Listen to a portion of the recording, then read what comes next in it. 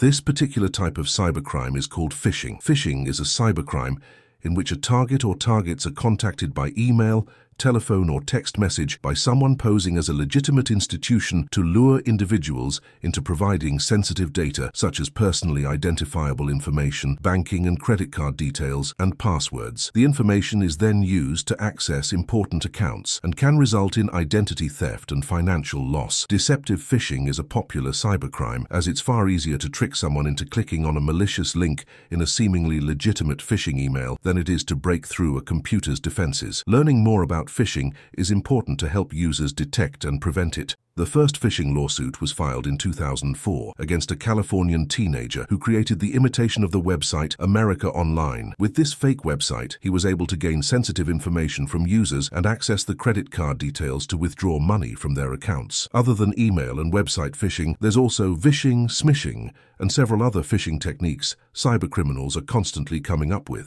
Let's see what are common features of a phishing email. Lucrative offers and eye-catching or attention-grabbing statements are designed to attract people's attention immediately. For instance, many claim that you have won an iPhone, a lottery, or some other lavish prize. Just don't click on any suspicious emails. Remember that if it seems too good to be true, it probably is. A favorite tactic amongst cybercriminals is to ask you to act fast because the super deals are only for a limited time. Some of them will even tell you that you have only a few minutes to respond. When you come across these kinds of emails, it's best to just ignore them.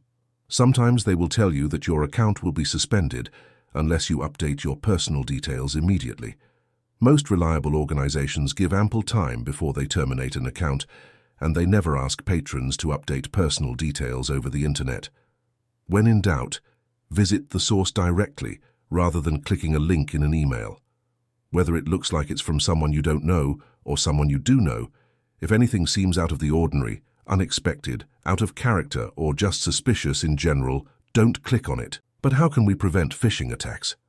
Though hackers are constantly coming up with new techniques, there are some things that you can do to protect yourself and your organization. To protect against spam mails, spam filters can be used. Generally, the filters assess the origin of the message, the software used to send the message, and the appearance of the message to determine if it's spam. Occasionally, spam filters may even block emails from legitimate sources, so it isn't always 100% accurate. The browser settings should be changed to prevent fraudulent websites from opening.